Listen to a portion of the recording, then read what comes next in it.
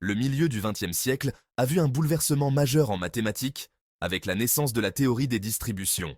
Cette période a été marquée par une effervescence intellectuelle et une quête de nouvelles méthodes pour résoudre des problèmes complexes. Cette révolution a été menée par le mathématicien français Laurent Schwartz, dont les travaux révolutionnaires lui ont valu la prestigieuse médaille Fields en 1950. Schwartz, avec son esprit brillant et sa passion pour les mathématiques, a su voir au-delà des limitations des méthodes traditionnelles. La théorie de Schwartz a fourni un cadre mathématique rigoureux pour traiter des objets qui échappaient aux notions traditionnelles de fonction, comme la fonction delta de Dirac. Cette fonction, bien que conceptuellement simple, posait des défis considérables aux mathématiciens de l'époque. Cette fonction, souvent décrite comme un pic infini en zéro, était depuis longtemps utilisée par les physiciens et les ingénieurs comme un outil pratique pour modéliser les phénomènes impulsionnels. Elle permettait de simplifier des calculs complexes et de modéliser des événements soudains et intenses. Cependant, elle manquait d'un fondement mathématique rigoureux et son utilisation conduisait souvent à des incohérences et des paradoxes. Les mathématiciens se retrouvaient souvent face à des contradictions apparentes, rendant difficile l'avancement de leurs travaux. L'intuition de Schwartz a été de réaliser que ces objets apparemment problématiques pouvaient être maîtrisés en déplaçant l'attention des objets eux-mêmes vers leurs effets sur d'autres fonctions bien définies. En changeant de perspective, il a pu contourner les obstacles qui semblaient insurmontables. Cela l'a conduit à développer le concept de distribution, également connu sous le nom de fonction généralisée. Ces distributions ont permis de formaliser des concepts qui étaient auparavant traités de manière ad hoc. Ces entités mathématiques ont étendu le concept de fonction, fournissant un outil puissant pour traiter les singularités, les discontinuités et autres irrégularités mathématiques. Elles ont ouvert de nouvelles perspectives pour l'analyse et la résolution de problèmes complexes. L'impact de la théorie des distributions a été immédiat et profond. Les chercheurs ont rapidement adopté ces nouvelles méthodes, reconnaissant leur potentiel pour simplifier et résoudre des problèmes auparavant inaccessibles. Elle a révolutionné des domaines tels que les équations aux dérivées partielles, la mécanique quantique, le traitement du signal et bien d'autres. Les applications pratiques de cette théorie se sont multipliées, touchant des domaines variés et influençant de nombreuses disciplines. Les travaux de Schwartz ont fourni un cadre unifié pour aborder des problèmes qui semblaient auparavant insolubles. Grâce à ces contributions, de nombreux obstacles théoriques ont été surmontés, ouvrant la voie à de nouvelles découvertes. Ils ont également ouvert de nouvelles voies de recherche, conduisant à une compréhension plus approfondie des fondements des mathématiques et de leurs applications au monde réel. Les publications et les recherches sur les distributions se sont multipliées, enrichissant continuellement le domaine. Aujourd'hui, la théorie des distributions reste un outil indispensable pour les mathématiciens, les physiciens, les ingénieurs et tous ceux qui travaillent avec des systèmes complexes. Elle continue d'évoluer et de s'adapter aux nouveaux défis scientifiques et technologiques. Son élégance, sa puissance et sa polyvalence continuent d'inspirer les nouvelles générations de chercheurs, consolidant ainsi sa place comme pierre angulaire des mathématiques modernes. Les jeunes chercheurs, inspirés par les travaux de Schwartz, poursuivent cette tradition d'innovation et de découverte. Dans la vision traditionnelle, une fonction est définie par ses valeurs en chaque point de son domaine. Cela signifie que pour chaque entrée, il y a une sortie unique et bien définie. Cependant, de nombreux phénomènes physiques défient cette description simple.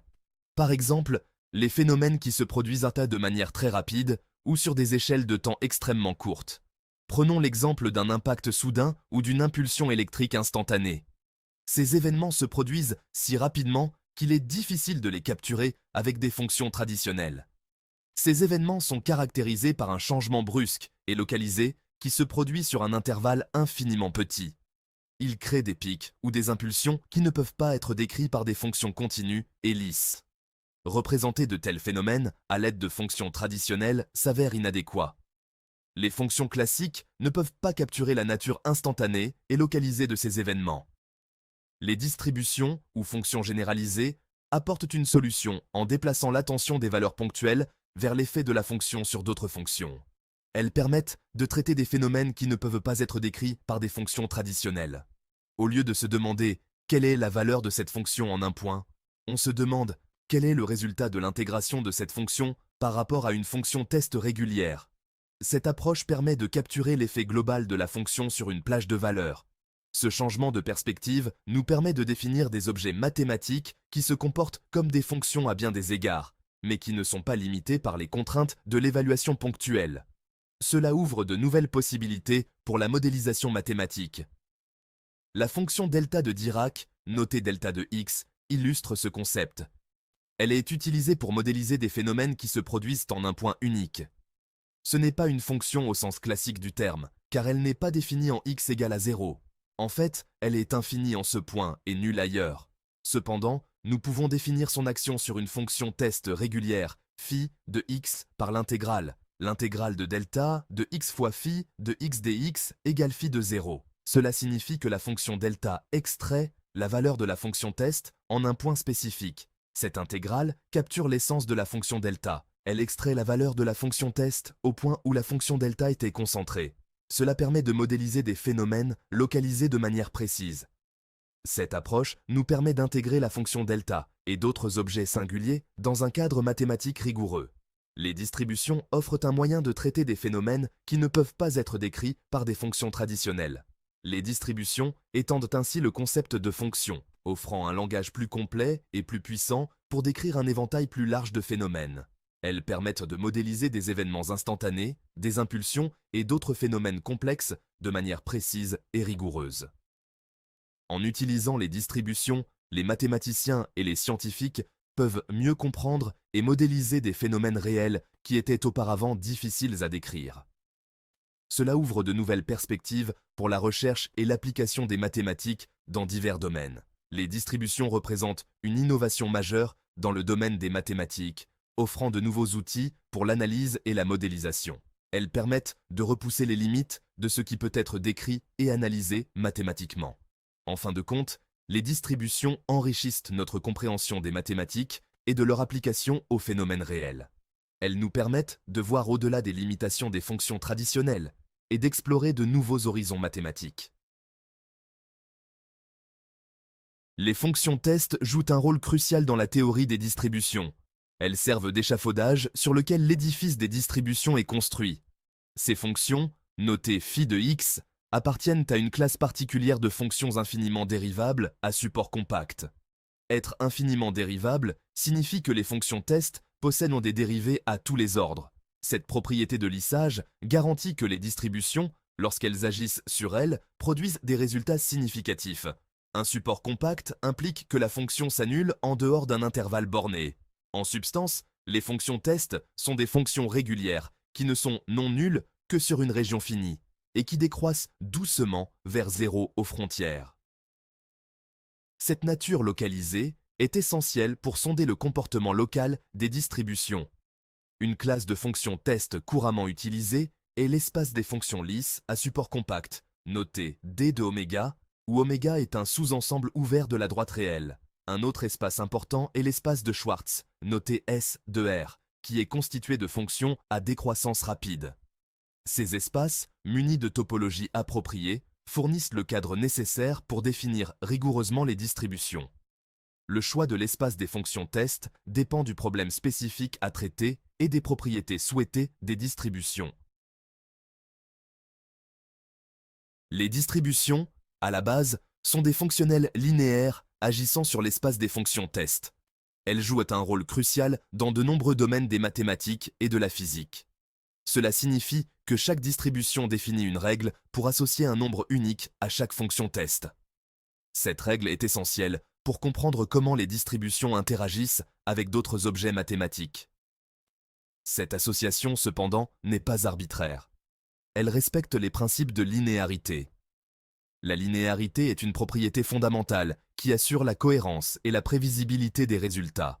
Pour une distribution T et des fonctions test phi et psi, la linéarité se manifeste par deux propriétés clés. Ces propriétés sont les piliers sur lesquels repose toute la théorie des distributions. Premièrement, la distribution d'une somme est la somme des distributions. T de phi plus psi égale T de phi plus T de psi.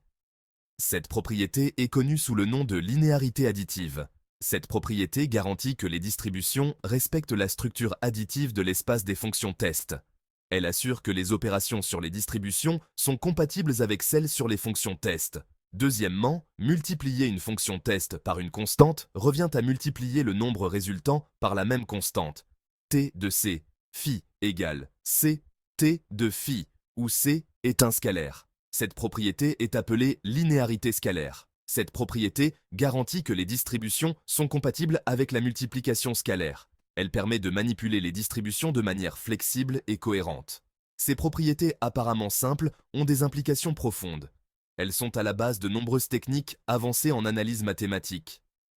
Elles nous permettent d'étendre de nombreuses opérations de l'analyse classique, telles que la dérivation et la transformation de Fourier, au domaine des distributions. Cela ouvre de nouvelles perspectives pour l'étude des phénomènes complexes. De plus, elles fournissent un cadre puissant pour résoudre des équations différentielles et d'autres problèmes impliquant des objets singuliers. Les distributions offrent des outils robustes pour traiter des situations où les méthodes classiques échouent. Pour illustrer cela, considérons à nouveau la fonction delta de Dirac. Cette fonction est un exemple emblématique de distribution, utilisée pour modéliser des phénomènes physiques tels que les impulsions et les forces ponctuelles.